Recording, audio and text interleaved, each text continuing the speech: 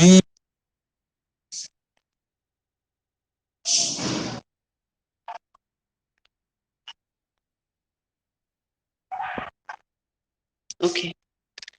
Last class के अंदर बेटा हम लोगों ने ड्रग के बारे में पढ़ा था। ड्रग का टॉपिक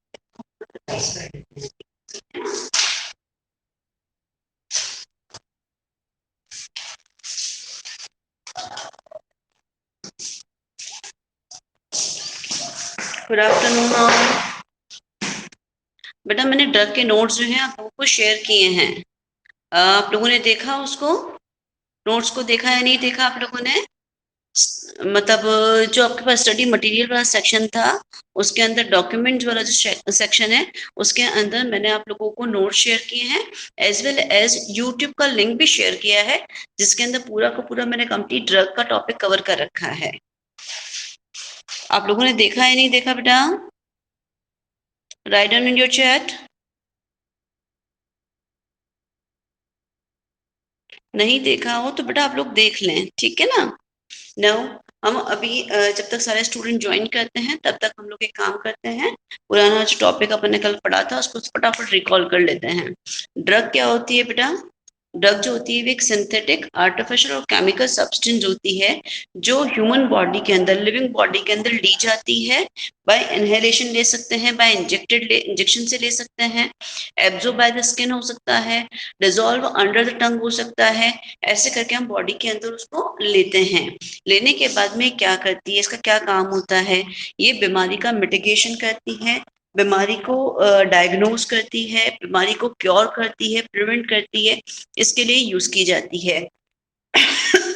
इसका फंक्शन क्या होता है? ये बॉडी में जाने के बाद क्या करती है? ये बॉडी में जाने के बाद बायोलॉजिकल इफेक्ट देती है बॉडी को, जिसकी वजह से बीमारियां जो है वो डायग्नोज हो सकती है और क्योर हो सकती है। The compound which is use to diagnose and cure the disease is called drug, drug कहलाती है। उसके बाद में हमने देखा था बेटा classes of drugs. Classes of drugs के अंदर हमने देखा था कि डिफरेंट क्लासेस ऑफ ड्रग्स होती हैं, उनके फंक्शन के अकॉर्डिंग, उनके केमिकल स्ट्रक्चर के according different type of drugs जो डेली डे टू डे में यूज आती है वो सारी ड्रग्स मैंने आपको शेयर की थी। फर्स्ट ड्रग के बारे में जो हमने पढ़ा था दैट इज एंटीपायरेटिक ड्रग, जो टेम्परेचर को रिड्यूस करने के लिए काम में ली जाती है। It is mainly example of paracetamol. Paracetamol tablet जो होती है वो बॉडी के फीवर को कम करती है। सेकेंड हमने पढ़ा था एनाल्जेसिक्स। एनाल्जेसिक्स क्या होती है बेटा?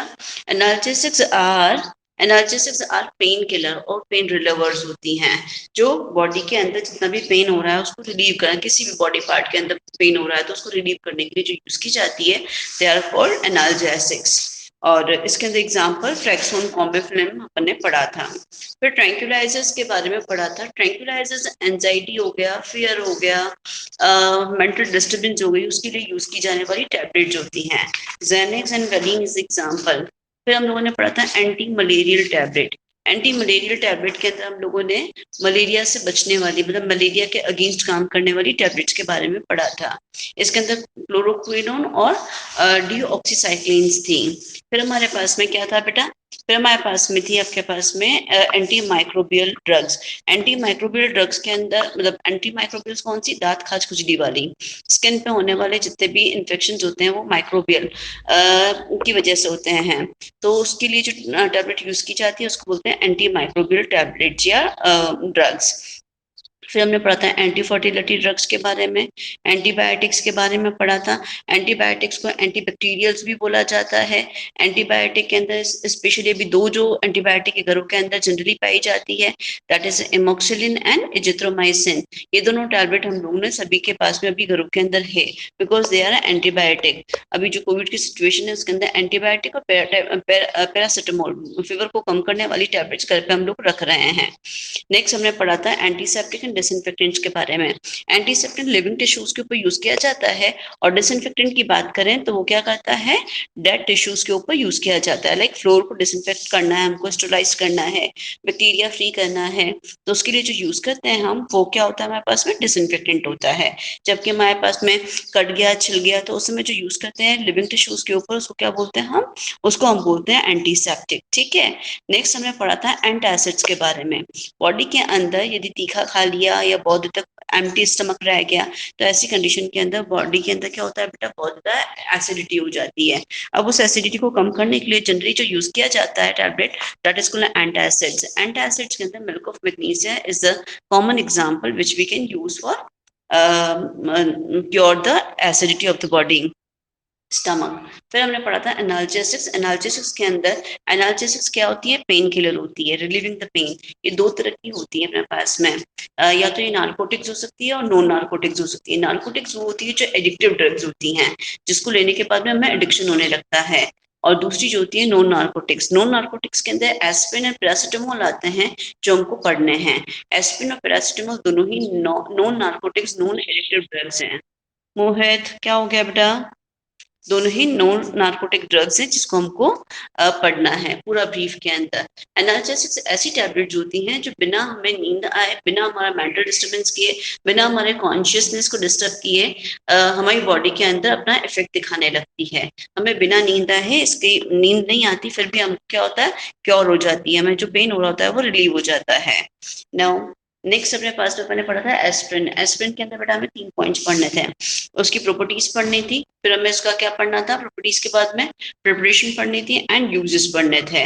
प्रॉपर्टीज के अंदर हमने आईपिग नहीं देखा, मॉलिक्यूलर वेट देखा, उसका स्ट्रक्चर देखा, मेल्टिंग पॉइंट देखा, उसकी सॉल्युबिलिटीज देखी। ये सारे पॉइंट जो है वो एज इट इज लर्न करने वाले थे जो आप लोगों ने देखे हैं। मेन पॉइंट जो था, एक था एस्पिरिन को बैंड किया हुआ है, एस्पिरिन, डिस्प्रिन हो गया, वोवेरिन हो गया, ये सारे जो हैं वो क्या हुए हैं, बैंड किए हुए हैं।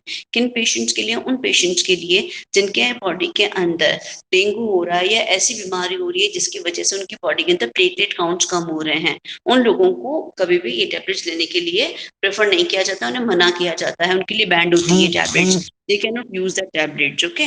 Now यदि हमारे पास में बहुत से लोग ऐसे होते हैं जो खून पतला करने की, जो ओल्ड एज लोग होते हैं, वो जनरली उनका कोलेस्ट्रॉल ज्यादा होता है तो खून पतला करने की दवाई लेते हैं। जो लोग खून पतला करने की दवाई ले रहे हैं उन लोगों को भी एस्पिरिन, डिस्प्रिन, वोवेरोन ये जो है वो लेने के लिए मना किया जाता है, बिकॉज ये क्या करते हैं, अपनी बॉडी के अंदर जो प्लेटलेट्स होते हैं उसको डिस्ट्रैक्ट करते हैं, तोड़ने का काम करते हैं। तो ऑलरेडी बीमारी जो हो रही है उसके अंदर उनके प्लेटलेट कम हो रहे हैं, और यदि हम लोगों ने ऐसी टैबलेट दी जिससे और ज्यादा डिस्ट्रक्शन होता है तो प्लेटलेट क्या हो जाएंगे, खत्म हो जाएंगे बॉडी के अंदर। प्लेटलेट खत्म हो गए तो एंटीबॉडी ने कोई भी इन्फेक्शन यदि बॉडी में लग गया तो उस केस में क्या हो जाएगा, अल्टीमेटली इन्फेक्शन बढ़ता चला जाएगा और हो सकता है कि सीवियर इफेक्ट्स दिखाई दें। नाउ यदि हमारे पास में अच्छा एस्पिरिन ज्यादा यूज करने पर क्या होता है, स्टमक अल्सर भी हो सकता है, ब्लीडिंग जिनको होती है, स्टमक ब्लीडिंग हो सकती है, एज वेल द चिल्ड्रंस हुआ जिनको बार बार इन्फेक्शन हो जाता है, उन लोगों को भी, उन बच्चों को भी एस्पिरिन देने को मना किया जाता है। क्यों मना किया जाता है, क्योंकि वो हियरिंग लॉस करता है।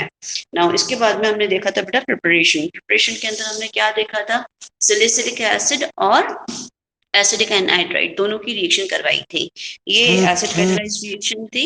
एसिड कैटालाइज्ड रिएक्शन के अंदर जब इन दोनों की रिएक्शन हमने कराई तो हमारे पास में क्या बन गया था, एस्पिरिन बन गया था, और बायोप्रोडक्ट की फॉर्म के अंदर क्या मिला था बेटा, एसिडिक एसिड मिला था। ठीक है, इसके बाद में उसका हमने मैकेनिज्म भी देखा था। मैकेनिज्म के अंदर क्या देखा था हम लोगों ने, एसिडिक एनहाइड्राइड होता है, एसिडिक एनहाइड्राइड के ऊपर एसिड कैटालाइज्ड रिएक्शन है, तो एसिडिक एनहाइड्राइड के ऊपर जैसे ही H+ आयन अटैक करता है, H क्या होता है, इलेक्ट्रॉन डेफिशिएंट होता है, तो वो कहाँ जाएगा, इलेक्ट्रॉन रिच सेंटर पर जाएगा। तो वो जो एसिडिक एनहाइड्राइड है उसके ऑक्सीजन को अप्रोच करता है। Any one oxygen, double bonded oxygen जो होते हैं वो इलेक्ट्रॉन रिच होते हैं, उनमें से किसी भी एक ऑक्सीजन को क्या करता है, अप्रोच करता है और जाके वहां पे अटैच हो जाता है। जैसे ही वो जाके अटैच हो गया तो ऐसी कंडीशन के अंदर उसकी जो डेफिशिएंसी है वो तो फुलफिल हो जाती है, उसकी डेफिशिएंसी खत्म हो जाती है।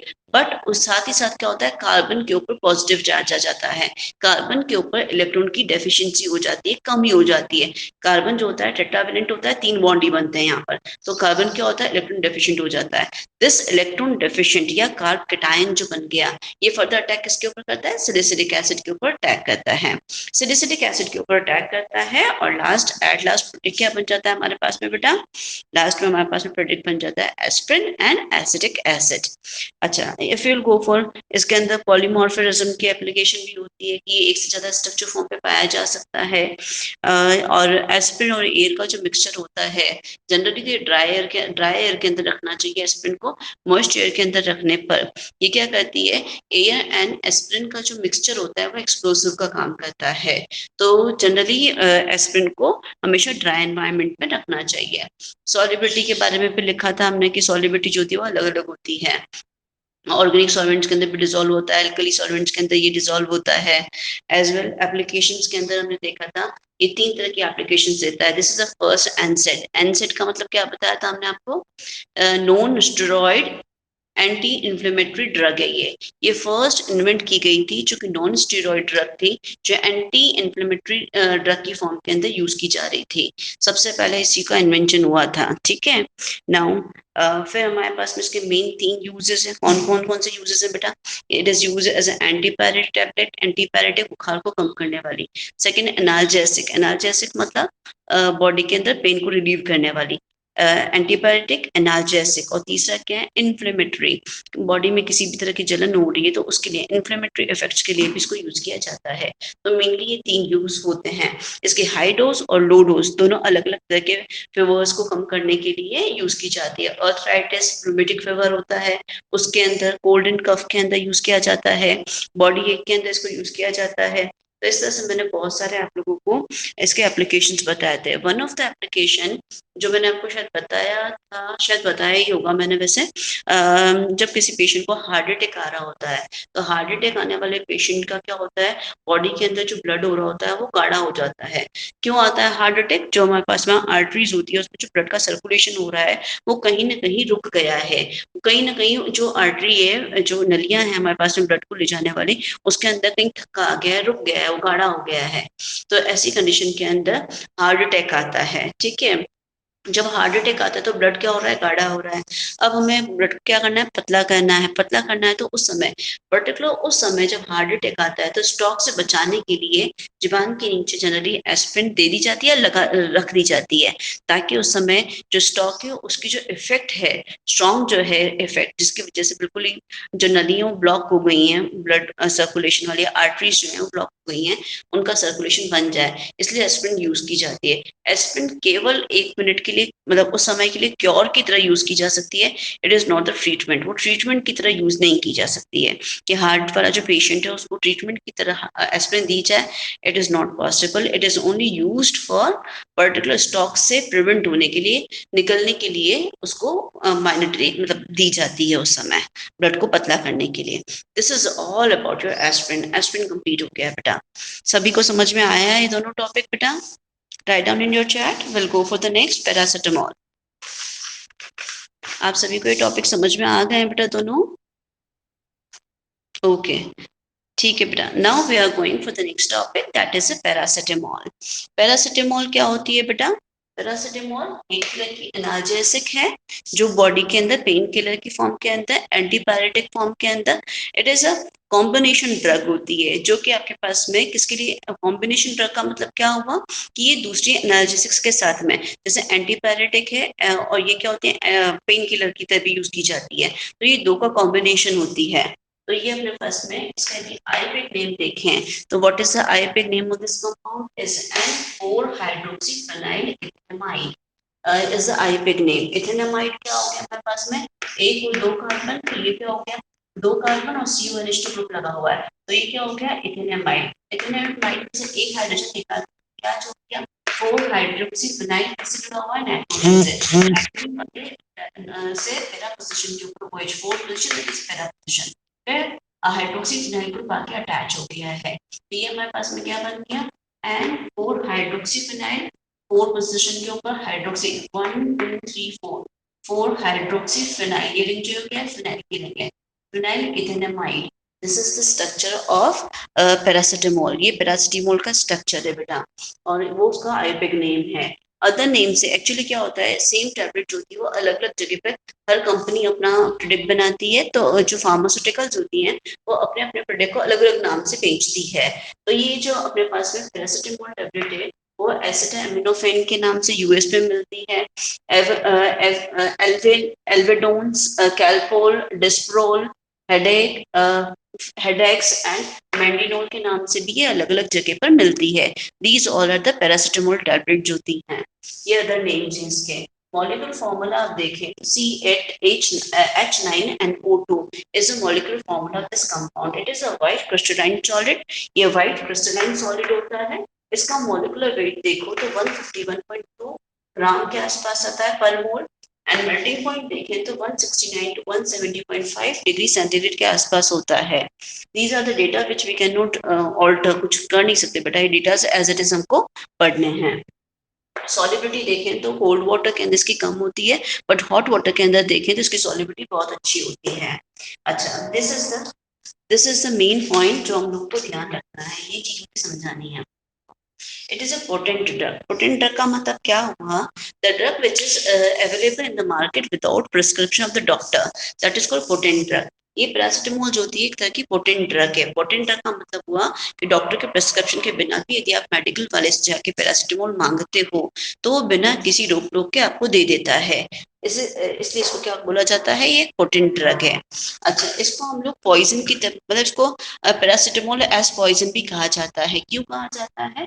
क्योंकि many of them suicidal cases जो होते हैं, सुसाइडल अटेम्प्ट्स जो होते हैं, उसके अंदर इसकी ओवरडोज लेने पर, मतलब इसकी यदि ओवरडोज ले ली जाती है पैरासिटामोल की, तो ये क्या करती है, सुसाइडल इफेक्ट्स देती है। मतलब सुसाइड अटेम्प्ट्स जो लोग करना होता है उनको, वो लोग क्या करते हैं, पैरासिटामोल की ओवरडोज ले लेते हैं। तो यहाँ पे available without prescription, that's why it is called potent drug, often used for suicidal attempts. Suicidal attempts के लिए यूज किया जाता है।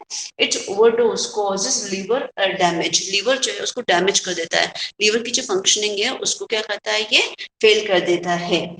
Here, therefore, it is known as paracetamol works as poison if overdose are taken. यदि overdose इसकी ले ली जाती है तो ऐसी कंडीशन के अंदर पैरासिटामोल क्या करता है, पॉइजन का काम करता है। If you want to dictate or if you want to go for screenshot, आप ले लें, फिर मैं इसको ये पॉइजन की तरह काम कैसे करता है इसको एक्सप्लेन करूंगी बेटा। फटाफट से आप लोग लिख लें या फिर स्क्रीनशॉट ले लें बेटा। क्या हम आगे बढ़ सकते हैं? यदि आपका कंप्लीट हो गया हो तो बेटा please write down in chat, तो मैं आगे वाला टॉपिक लूँ इसमें।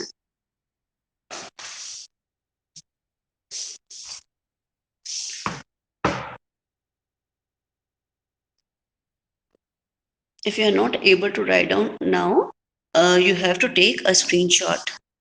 स्क्रीनशॉट ले लो बेटा, पर नोट्स कंप्लीट करने हैं। After completion of this paracetamol within 2 days you have to submit me. मैं एक असाइनमेंट जनरेट करूंगी ड्रग वाले टॉपिक का, तो आप लोगों को ड्रग वाले टॉपिक के जो नोट्स हैं वो अपडेट करके मेरे को सबमिट करने हैं बाय नेम। ओके, चलो फिर go for why it is called poison, paracetamol used as a poison, why?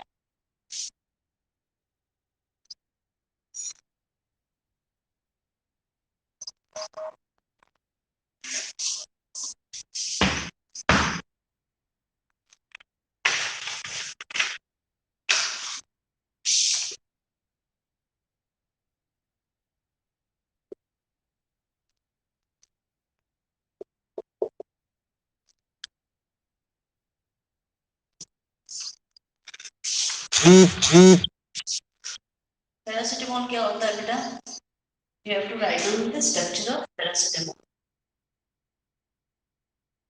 अभी आपको बताया था मैंने, 4 hydroxyphenyl and ethanamide is the paracetamol. इसमें 2 हाइड्रोजन एलिमिनेट हो जाते हैं, तो ऐसी कंडीशन के अंदर ये बना लेता है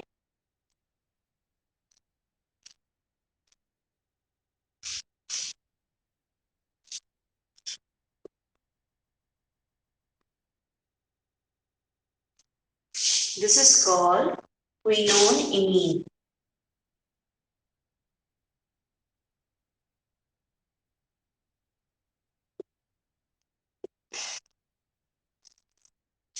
This is called quinoline.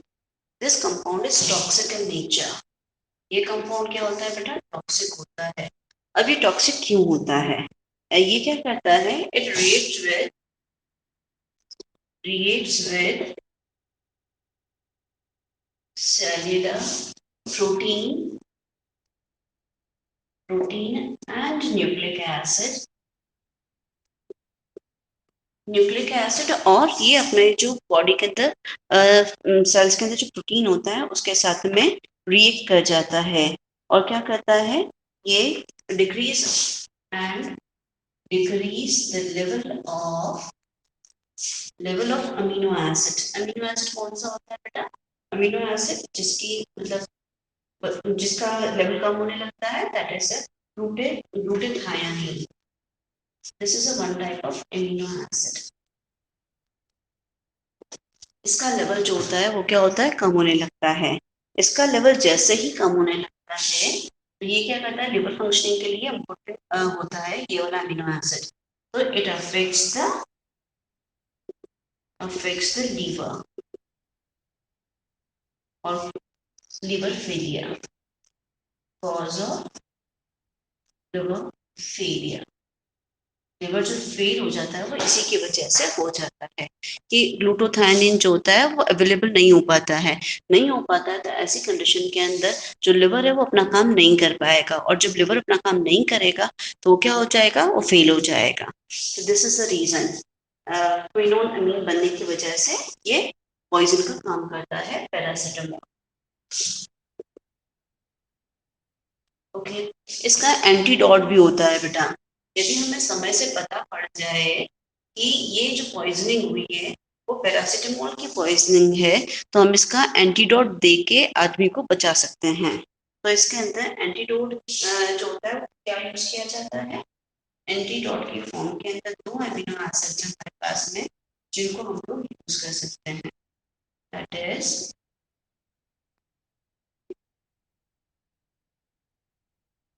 This is called methionine and another one is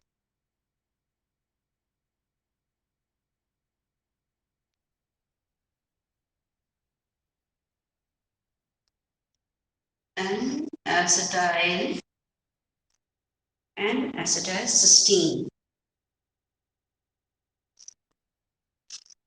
ये दो अमीनो एसिड जो हैं वो एंटीडोट का काम करते हैं पैरासिटामोल की पॉइजनिंग के against because they both boost the level of glutathione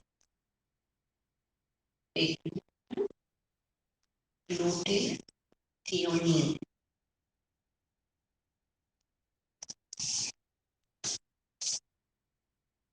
these are used as an antidote यदि हमें समय से पता पड़ जाता है कि पैरासिटामोल की पॉइजनिंग हुई है किसी पर्टिकुलर पर्सन को सुसाइडल अटैम्प्ट किया है उसने बता दिया कि मैंने पैरासिटामोल लिया है तो ऐसी कंडीशन के अंदर उसको methionine and acetylcysteine both are amino acids ये भी अमीनो एसिड्स हैं इनको देख के उसकी पॉइजनिंग को न्यूट्रलाइज किया जा सकता है अमीनो एसिड्स क्या होता है बेटा जिसके अंदर अमीन फंक्शनल ग्रुप भी है और एसिड फंक्शनल ग्रुप भी है तो they are called amino acid it is also यहाँ पे भी अपने पास में अमीन और एसिड दोनों ग्रुप हैं तो इसको क्या बोलते हैं अमीनो एसिड्स ये दोनों ही अमीनो एसिड्स हैं जो पैरासिटामोल के को क्या करते हैं पैरासिटामोल के इफेक्ट को ये न्यूट्रलाइज कर देते हैं this is all about your paracetamol poisoning and antidote of paracetamol now we are going for the preparation of paracetamol this is all about properties of paracetamol चलें आप नेक्स्ट टॉपिक में बेटा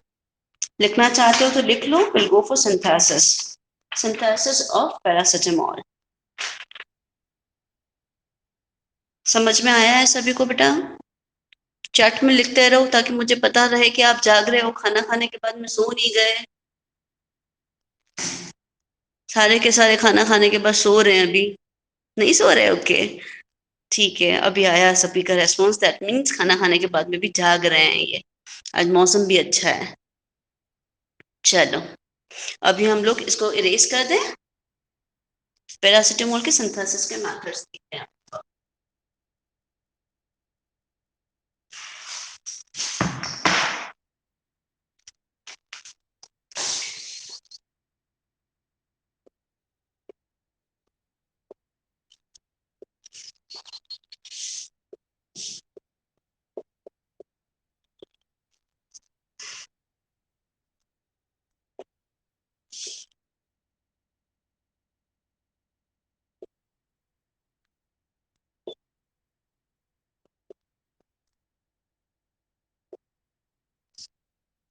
paracetamol synthesis के दो methods हैं हमारे पास में. First method that is a Boot synthesis and second is a Greens method. We are going for the first Boot synthesis. First हम बूट सिंथेसिस के बारे में पढ़ लें.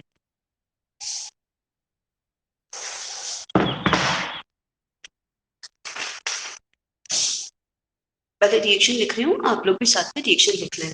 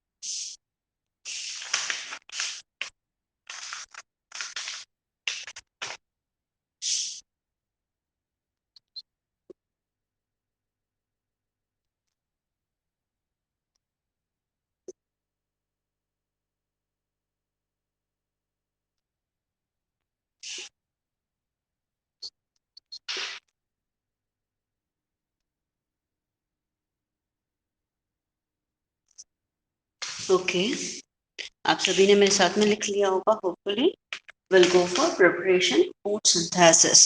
बूट सिंथेसिस के अंदर बेटा क्या होता है? फिनॉल लिया हम लोगों ने. फिनॉल बेंजीन रिंग के ऊपर OH ग्रुप लगा होता है, उसको फिनॉल बोलते हैं. फिनॉल का हम कर रहे हैं नाइट्रेशन.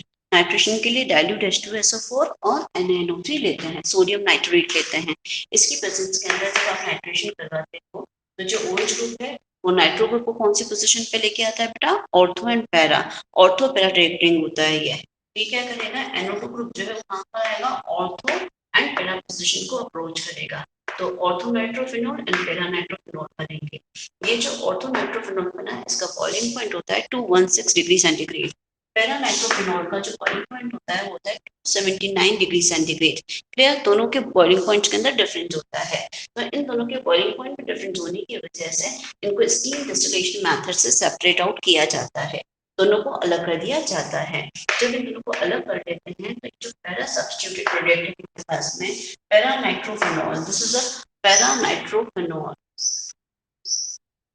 ये जो पैरा नाइट्रोफेनॉल है बेटा, उसका हम क्या करते हैं, फर्दर रिडक्शन करते हैं सोडियम बोरोहाइड्राइड की प्रेजेंस के अंदर। सोडियम बोरोहाइड्राइड, इसकी प्रेजेंस के अंदर हम लोग क्या करते हैं, इसका रिडक्शन करते हैं।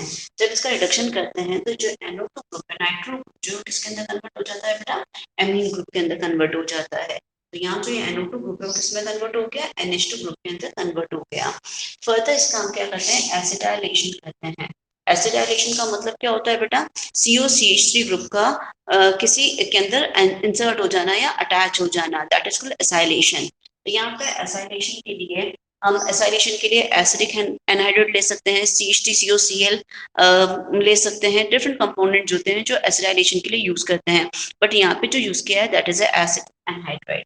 एसिडिक एनहाइड्राइड की प्रेजेंस के अंदर हम एसाइलेशन करते हैं। जब इसका एसाइलेशन करेंगे, ये जो फंक्शनल ग्रुप है COCH3 वाला, ये क्या करेगा, यहाँ पे आके अटैच हो जाएगा और साथ में हमारे पास में ये वाला ग्रुप जब यहाँ के अटैच होगा तो ऐसे हाइड्रोजन निकलेगा और ये हाइड्रोजन के साथ में अटैच हो जाएगा, तो क्या बच जाएगा, acetic acid and paracetamol.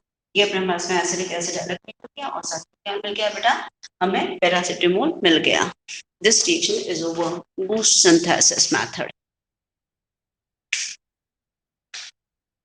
Dictate कर लिया बेटा आप लोगों ने? खाना खाया ही नहीं प्रियम ने, क्यों भाई? इतना लेट कोई खाना है? लंच का टाइम हो गया है भाई, खा लेना चाहिए था अभी तक। हम लोग तो खा लेते हैं 12, साढ़े 12, 1 बजे बेटा। अभी क्लास थी तो हम तो 12 बजे खा लिया खाना, तो हमें लगा आप लोगों ने भी 12 से 1 लंच टाइम है आपका, तो खा लिया होगा। दिस रिएक्शन इज ओवर, सभी को समझ में आ गई बेटा? सेकेंड मैथड करें हम लोग, that is a green synthesis method. Okay, वापस से रिपीट कर रही हूँ बेटा बूट सिंथेसिस को एक बार वापस से, तब तक यदि आपका किसी का रह गया है तो इसको कंप्लीट करना है। बूट सिंथेसिस के अंदर फिनोल मॉलिक्यूल का हम क्या करवाते हैं, नाइट्रेशन करवाते हैं। नाइट्रेशन कराने के लिए हम क्या यूज करते हैं, डाइल्यूट H2SO4 और NaNO3 सोडियम नाइट्रेट यूज करते हैं। इसकी प्रेजेंस में क्या होगा, नाइट्रोनियम आयन बनेगा। क्या बनता है बेटा, नाइट्रोनियम आयन बनता है, दिस इज नाइट्रोनियम आयन। ये क्या होता है बेटा, ऑर्थो पैरा डाइटिंग होता है। तो ये कहाँ पर अप्रोच करेगा बेटा, ये ऑर्थो पैरा पोजीशन जो होती है OH के बाद में, this is second position that is called ortho, and fourth position जो क्या कहलाती है, पैरा। तो ऑर्थो पैरा डाइटिंग होने की वजह से ये ऑर्थो और पैरा नाइट्रोफिनोल्स बना देगा। दोनों के बीच में बॉइलिंग पॉइंट का डिफरेंस होता है। इसका जो बॉइलिंग पॉइंट होता है ऑर्थो सब्स्टिट्यूटेड नाइट्रोफिनोल का 216 डिग्री सेंटीग्रेड होता है, जबकि पैरा वाले का कितना होता है, 279 डिग्री सेंटीग्रेड होता है। तो स्टीम डिस्टिलेशन मेथड से पहले स्टीम किसकी बनेगी, जिसका बॉइलिंग पॉइंट क्या है बेटा, इसका बॉइलिंग पॉइंट कम है, तो ये पहले सेपरेट हो जाती है और फिर हमारे पास में क्या रह जाता है, पैरानाइट्रोफिनॉल रह जाता है। जो पैरानाइट्रोफिनॉल हमारे पास में रह गया, उसका हम सबसे पहले क्या करते हैं, रिडक्शन करते हैं। सोडियम बोरोहाइड्रेट NaBH4 की प्रेजेंस के अंदर क्या करते हैं हम लोग, इसका रिडक्शन करते हैं, ये 2H प्रोवाइड करता है। ऐसी कंडीशन के अंदर क्या होता है बेटा, ये जो NO2 ग्रुप है, NO2 ग्रुप जो है उसमें कन्वर्ट हो जाता है NH2 ग्रुप के अंदर। पता इसका एसाइलेशन किया जाता है। एसाइलेशन के लिए हम लोग क्या यूज करते हैं, एसिडिक एनहाइड्राइड यूज करते हैं।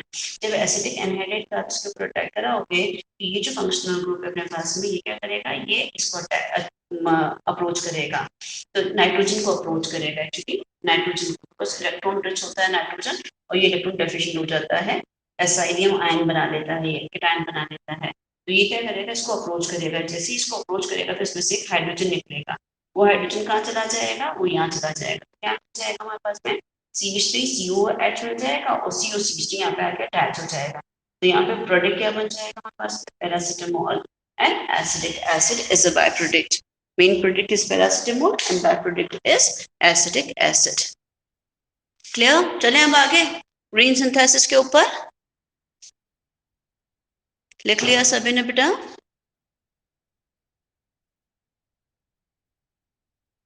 ओके, चलो ग्रीन सिंथेसिस करें हम।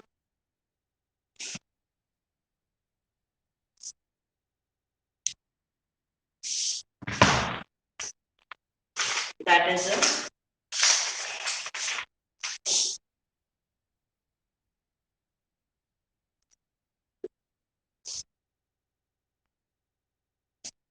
Green synthesis method it is also started phenol, इसको भी हम फिनॉल से स्टार्ट।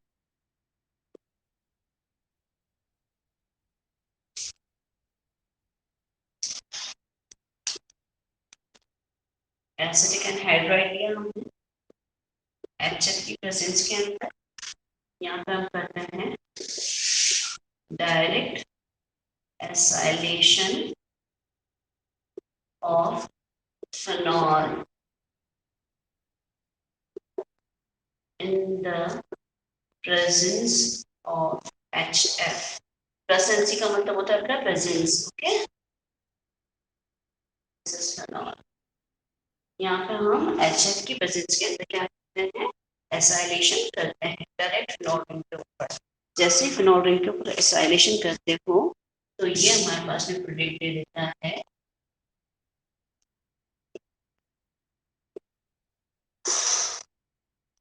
ओके। ये जो प्रोडक्ट दिया है इसका हम हाइड्रोक्सिल अमीन के साथ में रिएक्शन, इसके साथ में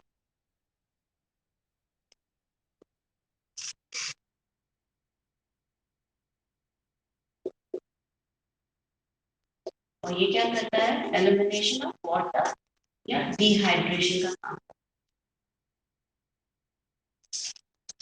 डिहाइड्रेशन कैसे होएगा बेटा, तो इसको हम इस तरह से समझें, ये जो O है O और ये H2 जो है ये निकल जाएंगे तो -H2 हो जाएगा। जैसे ही -H2 हो जाएगा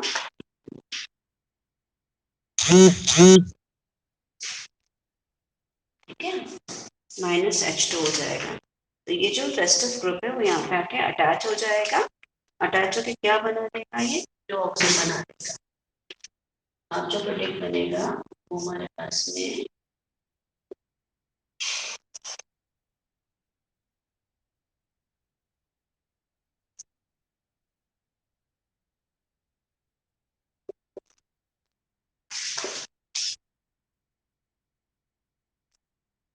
कीटोऑक्सिन।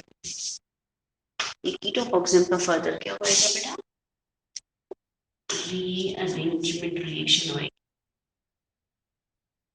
in the presence of trifluoroacidic acid associated की presence के अंदर, and ultimately it gives a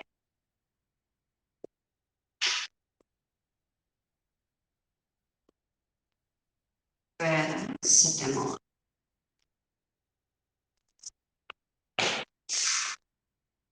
okay, look on the board, ये ग्रीन सिंथेसिस में आता है। फिनॉल से स्टार्ट किया हमने, फिनॉल दिया, फिनॉल को हमने क्या किया, एसाइलेशन किया। एसाइलेशन के लिए हमने क्या यूज किया, एसिडिक एनहाइड्राइड यूज किया in the presence of HF। HF catalyst का काम करता है, इसकी प्रेजेंस के अंदर ये रिएक्शन फास्ट होती है। Direct acylation of phenol in the presence of HF, in the presence of presence of HF। HF की प्रेजेंस के अंदर एसाइलेशन करते हैं। एसाइलेशन का मतलब भी बताया था मैंने, COCH3 ग्रुप का अटैच हो जाना। यहाँ पे आके COCH3 क्या हो गया, इसकी पैरा पोजीशन पे आके यहाँ पे एसाइलेटेड फिनॉल मिल गया हमारे पास में, आके अटैच हो गया तो एसाइलेटेड फिनॉल मिल गया। ये जो एसाइलेटेड फिनॉल मिला है इसका हम क्या करते हैं, हाइड्रोक्सिल अमीन NH2OH के साथ में रिएक्शन कराते हैं। NH2OH की, जैसे आपने पहले भी पढ़ा होगा, NH2OH, NH2 semi carbazide, hydrazine, इन सभी की जब भी reaction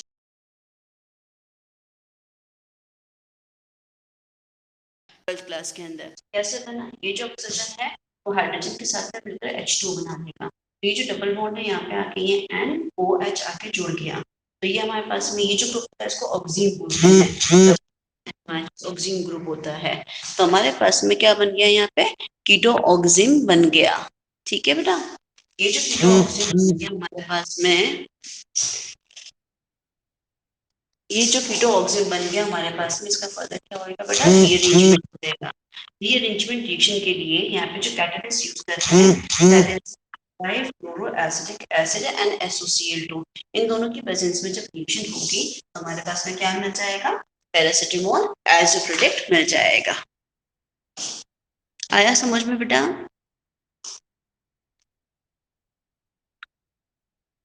write down in chat. Okay, ठीक है बेटा, सभी को समझ में आ रहा है। If will go for application part, इसको आप लिखना चाहें तो लिख लें। Will go for application part, इसके एप्लीकेशन क्या है? ठीक है, एप्लीकेशन ये क्या है हमारे पास में? एनाल्जेसिक है, तो it is use as analgesic, that is use as pain killer और पेन रिलीवर। ये पेन किलर की तरह और पेन रिलीवर की तरह यूज की जाती है। सेकेंड, ये जो होती है इसकी application, it is an fix ratio combination drug है, used as fixed ratio combination drug, fixed ratio combination drugs की फॉर्म के अंदर इसको यूज किया जाता है। दैट मीन्स ये दूसरी वाली एनर्जेटिक्स के साथ में फिक्स रेशियो के अंदर यूज की जा सकती है। These are the used. अच्छा, ये क्या करती है? ये ओनली सेंट्रल नर्वस सिस्टम पर ही काम नहीं करती है, ये पेरिफेरल नर्वस सिस्टम पर भी काम करती है, इसीलिए इसको फिक्स रेशियो कॉम्बिनेशन के अंदर यूज किया जा सकता है। It involves action on both. It involves action on both central as well peripheral nervous system. Aspirin जो थी वो तो ओनली सेंट्रल नर्वस सिस्टम पे काम कर रही थी, पर पैरासिटामोल जो होती है वो सेंट्रल और पेरिफेरल दोनों ही नर्वस सिस्टम पर काम करती है।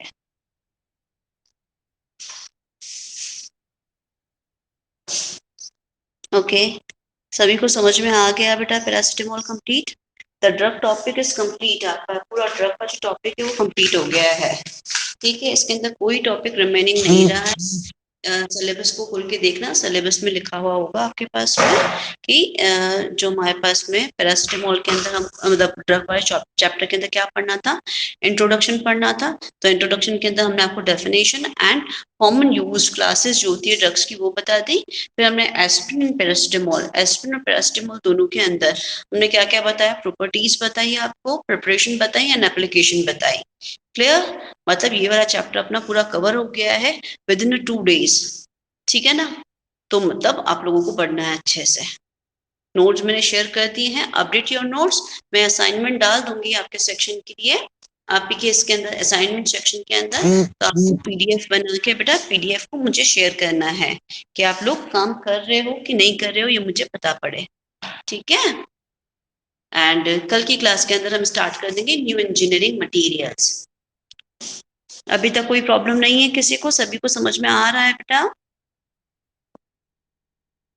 ओके, क्लास को एंड करें फिर हम। Okay, have a nice day, bye बेटा।